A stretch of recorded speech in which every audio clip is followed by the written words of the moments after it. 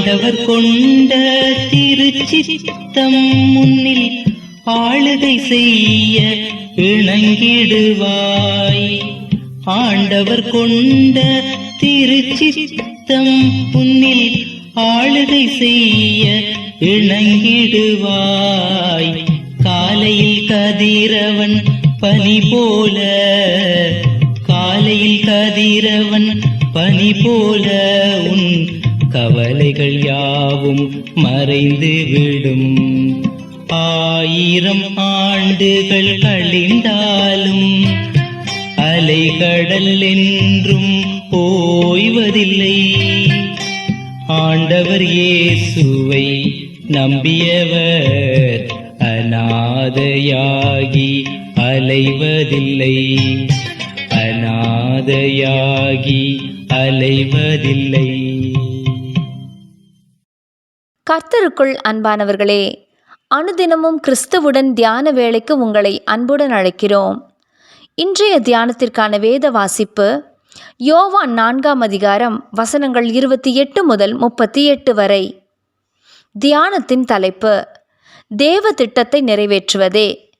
நான் என்னை அனுப்பினவருடைய சித்தத்தின்படி செய்து அவருடைய கிரியை முடிப்பதே என்னுடைய போஜனமாயிருக்கிறது. யோவான் 4ஆம் அதிகாரம் வசனம் 34. நேற்றைய தியானத்தை கவனமாக புரிந்திருப்போமானால், நீங்கள் என்னை தனியே விட்டுவிடும் காலம் வரும், ஆனாலும் நான் தனித்திரேன், பிதா என்னோடே கூட இருக்கிறார் என்று எப்படி ஆண்டவர் திட்டவட்டமாக கூறினார் என்பது புரியும். யோவான் 16ஆம் அதிகாரம் வசனம் 32. கடினமான வழியில் சென்ற ஆண்டவர் ஒருபோதும் தனிமையை உணரவில்லை. ஏனெனில் பிதாவின் சித்தத்தை செய்வது ஒன்றே அவரது மூச்சாக இருந்தது. அதனால் எல்லா நேரத்திலும் பிதா தம்மோடு இருப்பதை உணர்ந்தார். நமக்கு தேவன் வைத்திருக்கும் வழியில் நடப்பதையே நமது வாழ்வின் மூச்சாக கொண்டால் நமக்கும் தனிமை இராது. பின்னர் எவ்வித சூழ்நிலைக்கும், சாவுக்குரிய எவ்வித பயமுறுத்தலுக்கும் நாம் பயப்பட மாட்டோம்.